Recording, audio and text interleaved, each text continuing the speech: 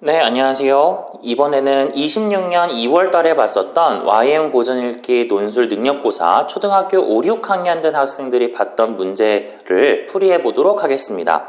모든 거에 앞서서 이번 5, 6학년 문제가 난이도가 상당히 높았습니다. 두 가지 이유에서 난이도가 굉장히 높았습니다. 첫 번째, 쟁점 파악이 어려웠습니다. 민주주의라고 하는 5, 6학년들한테도 익숙한 개념을 다루고는 있지만 그 민주주의에 반대되는 입장이 아마 낯설었을 겁니다. 그러니까 민주주의가 좋은 건 아는데 민주주의에 반대하는 입장이 어떤 근거가 있지를 충분히 생각해보지 못했을 거라서 쟁점 파악하는데 어려웠을 거라고 생각합니다. 아마 중학교 1, 2학년들이었으면 쟁점 파악을 무난히 했을 것 같은데 이제 좀 책을 좀 많이 읽고 공부를 좀 한 친구들이라면 중학교 1, 2학년 친구들 정도면 했을 텐데 이제 아직 5, 6학년 친구들 학원을 다닌 지 이렇게 오래되지 않은 친구들한테는 이 쟁점 파악하는 것부터가 좀 어려웠을 겁니다. 그게 첫 번째 이유. 두 번째 이유는 초등학교 3, 4학년들 문제는 원문을 가져오지 않습니다. 가져온다 하더라도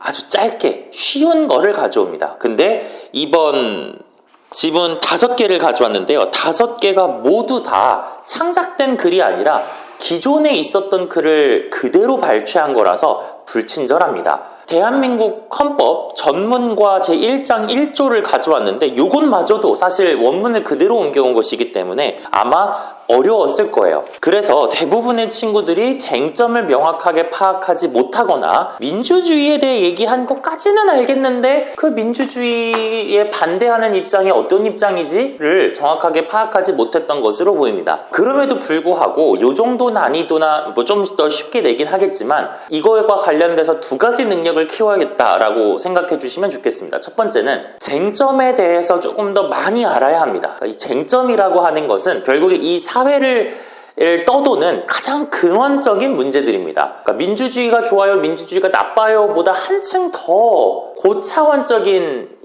또는 그 근본적인 문제가 뭐냐면 대중은 권력을 가져도 충분한 자격이 있는가? 아니면 대중은 위험한 존재인가? 정치적으로. 이 두 가지 입장은 꼭 민주주의에 대한 찬반과 관계없이 많은 사람들이 늘 고민하고 있는 문제입니다. 다수의 의견을 위하는 것이 좋은 것 같으면서도 우리는 히틀러의 나치도 봤었고 일본의 군국주의도 봤었고 다수가 찬동하고 따라간다고 해서 그것이 옳다는 것을 보장할 수 없는 모습을 많이 봐왔단 말이죠. 그렇게 대중이라고 하는 존재를 정치적으로 주권을 갖고 있는 충분한 자격이 있는 사람으로 봐야 할지 혹은 대중을 위험한 정치적으로 충분히 계몽되지 않은 이 사람들한테 정치의 전권을 맡기면 안 되는 좀 더 교육이 필요한 그런 입장으로 볼 것인지 그 두 가지가 좀 고민이 필요합니다.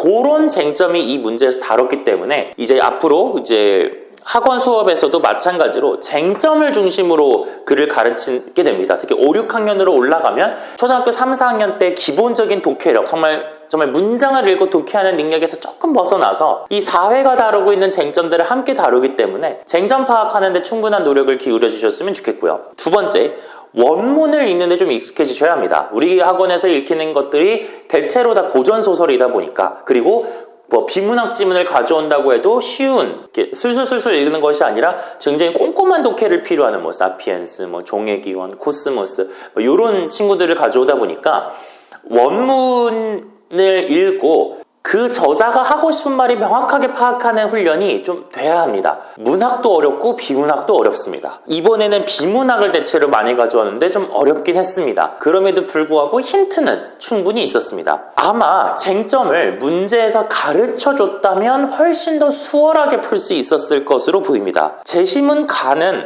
한번 읽어보십시오. 에드먼드 버크라고 하는 사람이 프랑스 혁명에 관한 성찰 이라고 하는 책을 썼는데 보수주의자의 입장에서 프랑스 혁명에서 민중들에게 권력을 준 것이 왜 잘못됐고 왜 위험한지에 대해서 서술합니다. 그런 걸 모르더라도 제시문 가에서 몇몇 지문들을 통해 우리는 이 저자의 입장을 파악할 수 있습니다. 뭐라고 얘기를 하냐면 이발사나 양초 제조공 같은 직업은 그 누구에게도 명예롭게 보이지 않는다. 그러나 그리고 그들이 개별적으로든 집단적으로든 남을 통치하도록 허용되면 국가가 그들에게 억압받게 된다라고 얘기합니다. 여기서 이발사나 양초제조공을 일반 대중이라고 해석하셨어야 되고요. 그러니까 정말 평범한 서민들은 명예롭지 않으며, 여기서 명예롭지 않다는 건 불명예스럽다는 뜻이 아니라 정치를 할 수 있는 충분한 자격이 없으며, 그리고 그들이 통치하도록 허용이 된다면 국가가 억압받을 것입니다 라고 얘기해요. 그리고 마지막 문단에 가면 민주주의 체제 내에 어떤 분열과 갈등이 초래될 때 시민의 다수는 소수에게 압제를 가할 수 있습니다. 즉, 이 사람은 민주주의는 갈등과 분열을 조정하는 데 효과적이지 않으며 시민의 다수는 소수에 대해서 압제를 가합니다. 즉, 민주주의는 좋은 통치 방식이 아닙니다 라고 얘기하고 있습니다. 재심은 나는 아까 말씀드렸다시피 대한민국 헌법의 전문이고요. 이 1장 1조에서 대한민국의 주권은 국민에게 있고 모든 권력은 국민으로부터 나온다라고 하는 아주 유명한 문장이 들어가 있습니다. 그리고 전문에서도 자유민주적 기본질서라고 하는 말이 나와 있습니다. 이 두 가지 표현을 봤을 때 재심은 나는 아까 가에서 에드먼드 버크가 얘기했던 것과 달리 시민 또는 국민에게는 국가를 다스릴 수 있는 주권이 있다라고 얘기하고 있음을 알 수 있습니다. 그러니까 가와 나를 읽고 나서 서로 다른 두 가지 의견이 이렇게 분리가 되네. 대중들에게, 시민들에게, 국민들에게 통치권을 맡겨도 되든지 아니면 걔네들한테 주권이 없는지 우려하는지에 대한 입장으로 나뉘네 라고 파악하셨어야 합니다. 다 재심문은 쉬운 글이었는데 말은 좀 어려웠지만 파악하기는 어렵지 않았습니다. 귀스타브 르 봉이라고 하는 사람의 군중심리라는 책인데, 우리가 알고 있는 그 군중심리의 말을 만들어낸 사람입니다. 군중에 대해서 어리석다, 한 사람만 못하다, 군중은 인원수만 많다, 그리고 무책임하다, 본능을 억제하지도 못한다, 책임감이 사라진다, 훨씬 더 어리석다, 이런 표현들이 반복적으로 나옵니다. 즉, 재심은 다를 읽고 그러게 시민 다수에게 통치를 맡기는 것이 아까 재심은 가에서 압제를 가할 수 있다라고 얘기했는데, 다에서도 군중이라고 하는 존재는 통치를 했을 때 굉장히 위험한 존재구나 라고 연결해서 파악하셨어야 합니다. 재심을 나눈 플라톤의 국가입니다. 아마 들어보셨을지 모르겠지만 철인정치라고 불리는, 즉 철학자들과 같이 지혜로운 소수의 사람들이 통치를 해야 되지 다수 인민의 통치를 하면 안 된다라고 주장하는 게 라 재시문입니다. 라 재시문에서는 두 번째 문단에 어떤 사람들은 철학자가 되어 국가의 통치자가 되도록 태어났고 선천적으로, 또 다른 부류의 사람들은 추종자가 되도록 정해져 있다라고 얘기합니다. 그리고 그 밑에 누가 국가의 수호자로 더 자격이 있느냐, 더 타당하냐라고 했을 때 철학자에게서만 발견할 수 있는 진리의 원칙이 있다라고 얘기합니다. 즉, 재심을 나는 꾸준히 국가는 철학자들에 의해, 소수의 선택받은 철학자들에 의해서만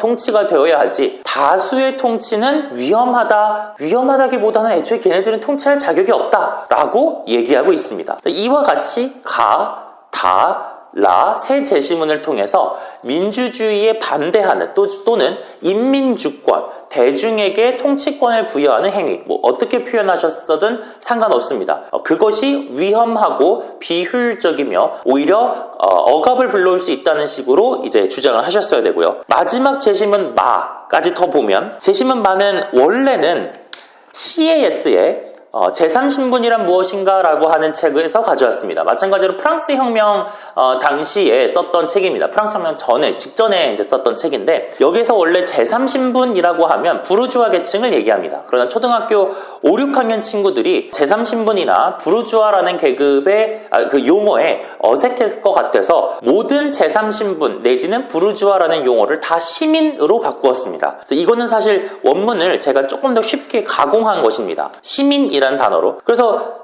정말 여러 번 반복됩니다. 국가란 시민에 의해 통치되어야 한다는 말이 열심히 반복해서 언급이 됩니다. 그래서 상대적으로 재심은 마도 해석하기가 쉬웠을 것입니다. 문제 1은 이 두 가지 입장을 비교하도록 되어 있습니다. 때문에 가와 다와 라를 통해서 때로 민중은 다수를 이뤘을 경우에 무지하거나 억압을 행하고, 그리고 통치할 수 있는 자격은 소수의 철학자에게 있다라는 식으로 대중주권, 인민주권의 위험성을 주장하셨어야 하고요. 나와 말을 가지고 아니다. 이 국가에서 정치체제에서 진정한 주권자는 인민, 시민, 국민에 해당하는 대중들이다 라고 얘기해 줬으면 됩니다. 엄밀히 구분을 하면 대중, 국민, 시민, 인민 이런 용어들은 다 다른 영역의 용어이긴 하지만 초등학교 5, 6학년 문제에서 그거를 구분하지는 않아도 괜찮으니 어떤 식으로 썼어도 또 괜찮으니까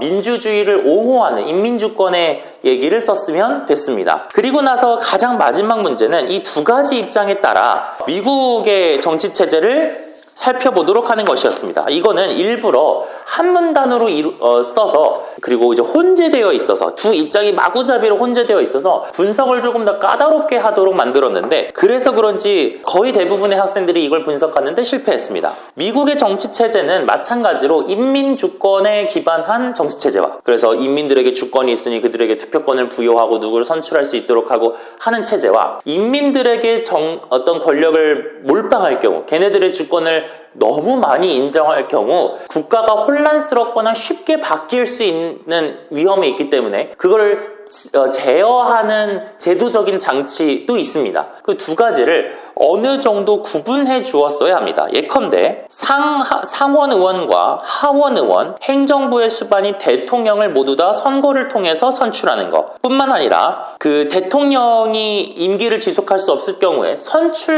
같이 선출된 부통령이 그 임기를 승계하도록 하고 또 법관을 주민선거로 선출하는 것까지는 모두 다 인민주권에 해당합니다. 그러나 하원 의원을 2년마다 교체하는 것까지는 인민주권이라 볼 수 있지만 상원 의원을 임기를 6년으로 두어서 그때 임기를 민의를 반영하는 것이 아니라 좀 혼란과 변화에 좀 자제시키는, 좀 제어하는 그런 기능을 하고 있다는 점. 그리고 상원 의원은 한 번에 3분의 1씩밖에 바뀌지 않는다는 점. 상원이든 하원이든 모두 상대편에 대해서 거부권을 가지고 있어서 이 인민주권이 갑자기 들고 일어나서 뭐 하원 의석 전체와 상원 의원 3분의 1을 다 먹는다고 해도 여전히 급격한 변화를 만들어낼 순 없도록 제도적인 장치가 이루어져 있다는 점. 마지막으로 대통령 선거가 간접 선거라고 하는 점까지는 인민주권을 제어하는 장치였습니다.